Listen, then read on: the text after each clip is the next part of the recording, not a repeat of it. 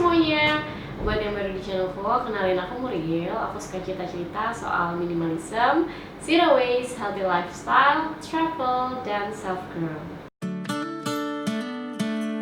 Seperti judulnya, di video kali ini adalah lanjutan video-video mengenai Clody atau cloth diaper. Jadi di video ini aku akan membahas mengenai kelanjutan yang kemarin-kemarin belum aku bahas. Kalau kalian belum nonton part 1 sama part 2, silahkan ditonton dulu karena ini lumayan step by step. Dan di part 3 ini aku akan membahas mengenai bagaimana cara merawat dan juga mencuci Clody. Ini adalah pertanyaan banyak sekali orang, gimana caranya nyuci yang baik, nyuci yang benar. Dan sebetulnya saat kita memberi Clody pertama kali, saat masih baru, yang harus kita lakukan itu adalah pre-washing. Jadi mencuci dulu sebelum kita menggunakannya.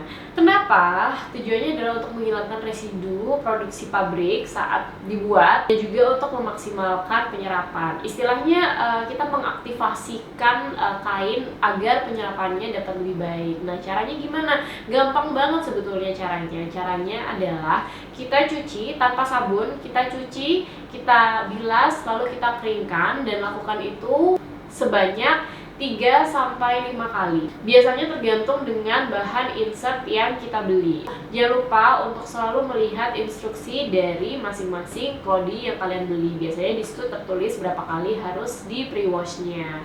Ada yang 3 kali, ada yang 6 kali. Jadi ikuti instruksi dari tempat kamu membeli. Yang perlu pakai deterjen sebetulnya bisa dengan air aja. Tapi kalau misalnya teman-teman mau dan merasa kurang higienis gitu, yang pakai deterjen yang pertama aja, yang pertama kali. Kemudian selanjutnya yang kedua, ketiga, keempat, kelima itu nggak perlu pakai deterjen. Terus gimana sih cara nyucinya kalau misalnya Clody-nya udah kotor gitu ya, setelah dipakai sama anak misalnya 3-4 jam, itu kan udah pesing biasanya, udah berisi dengan pipis-pipisnya anak-anak kita. Itu caranya adalah kita langsung aliri dengan air yang mengalir, kita peras-peras gitu ya. Diperasnya juga jangan diperas yang seperti ini, jangan, karena itu membuat Clody-nya jadi cepat rusak dan gak awet. Diperasnya tuh diperas gini, aku contohin ya.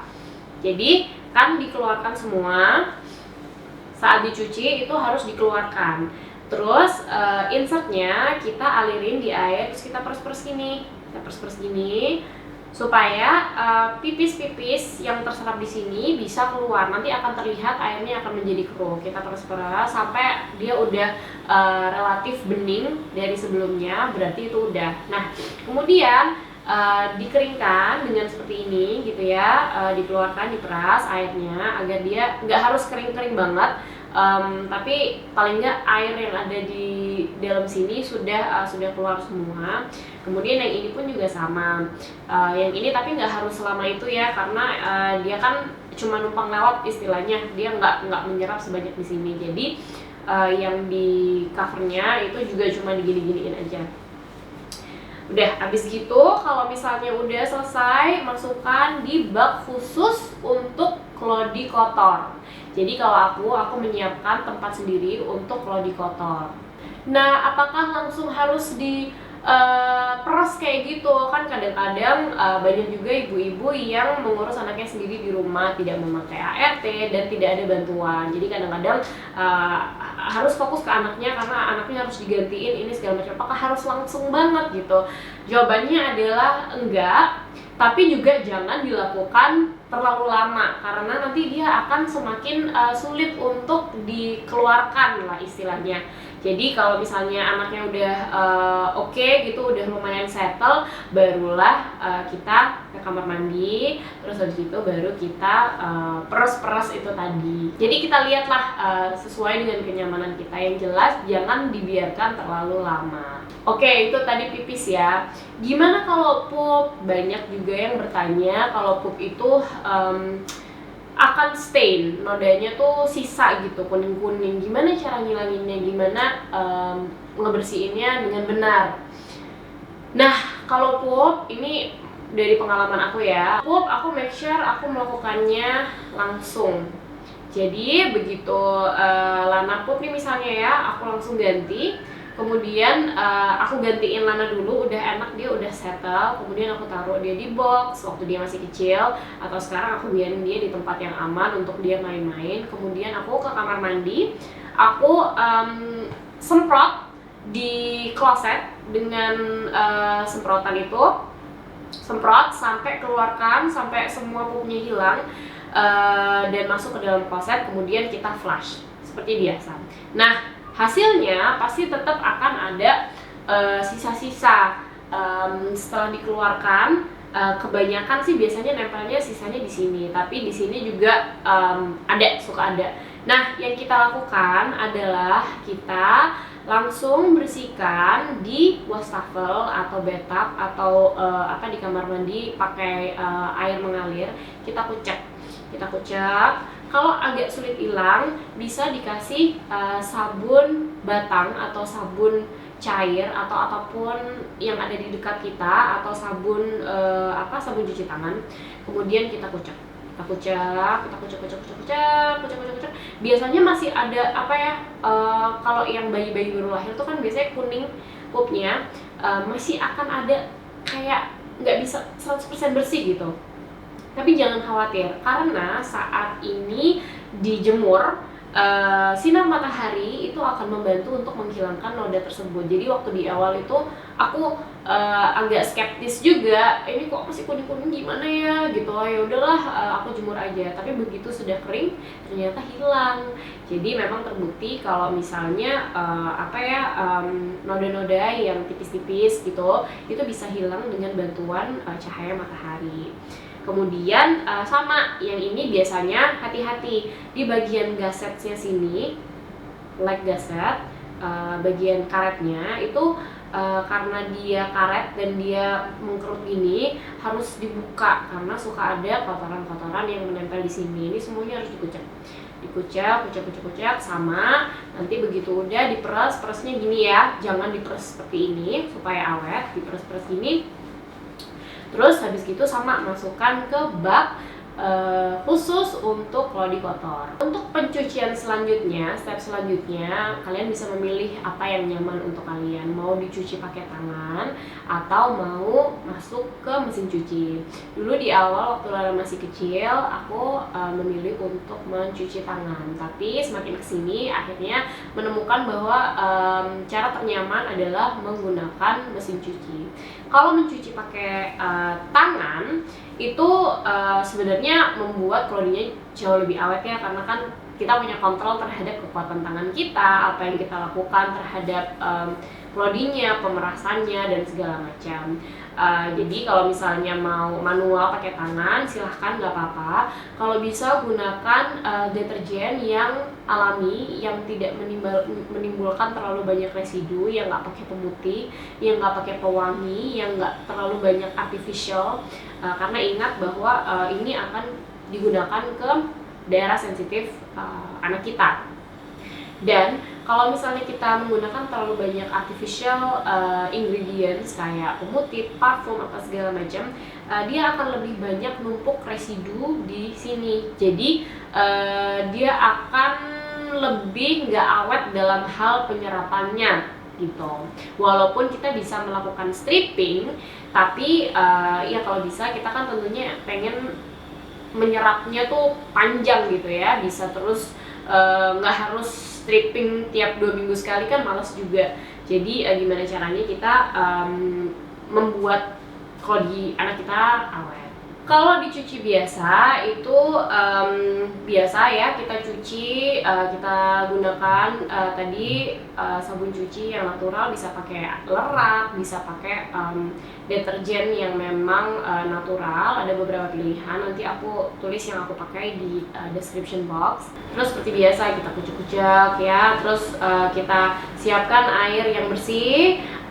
Terus kita taruh di situ beberapa kali, kita peras-peras, nanti akan terlihat itu airnya akan keruh. Kita peras, kita taruh lagi mungkin sekitar 2 kali. Kadang-kadang kalau misalnya nyuci sendiri itu jadi gatel gitu karena masih terus ada nodanya, kok nggak bening-bening gitu. Jadi sebenarnya juga kalau misalnya kita cuci sendiri tuh akan lebih bersih.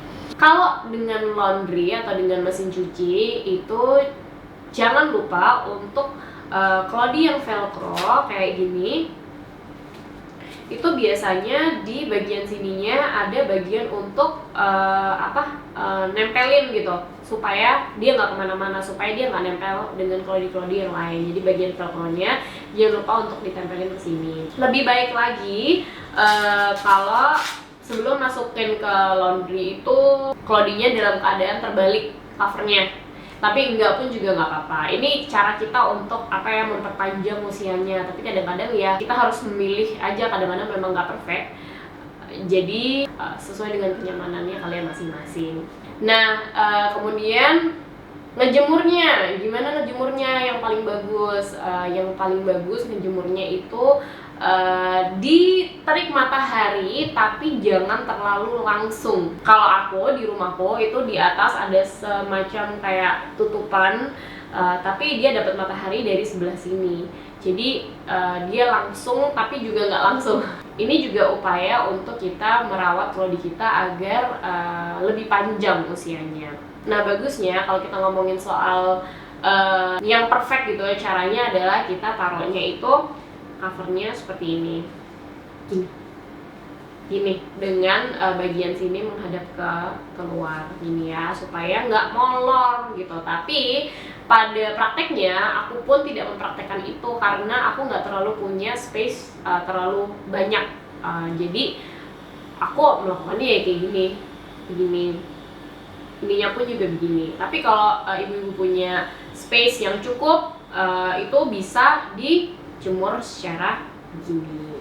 Nanti kalau udah kering, kita bau-bau juga, kita tes bau, ini baunya seperti apa, apakah masih ada pesing-pesing gitu, atau udah nggak bau sama sekali, atau bau deterjen yang ada wangi naturalnya gitu. Kalau misalnya masih agak-agak pesing-pesing gitu ya, berarti kita tahu next time kita mungkin harus melakukannya, harus mencucinya dengan lebih seksama, atau mungkin waktunya untuk stripping. Nah, kita masuk ke stripping. Apakah itu stripping? Stripping sebetulnya adalah salah satu cara untuk merawat klodi agar klodinya itu terjaga penyerapannya. Kok bisa terjaga penyerapannya? Karena klodi kalau misalnya sudah dipakai terus-menerus, di bagian insertnya, terutama di bagian insertnya itu akan ada residu-residu di dalamnya yang mungkin nggak bisa secara sempurna kita keluarkan gitu. Residunya bisa termasuk residu kotorannya pipisnya anak kita, atau yang paling banyak adalah residu deterjen atau sabun yang kita gunakan. Jadi kalau misalnya kita tidak melakukan stripping, maka penyerapannya itu akan berkurang gitu.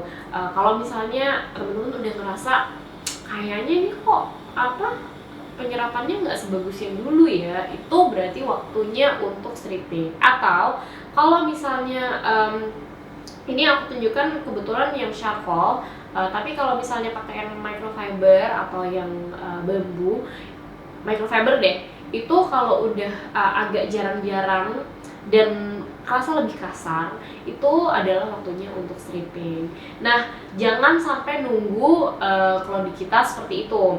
Kalau bisa lakukan stripping sebulan sekali. Gimana caranya stripping?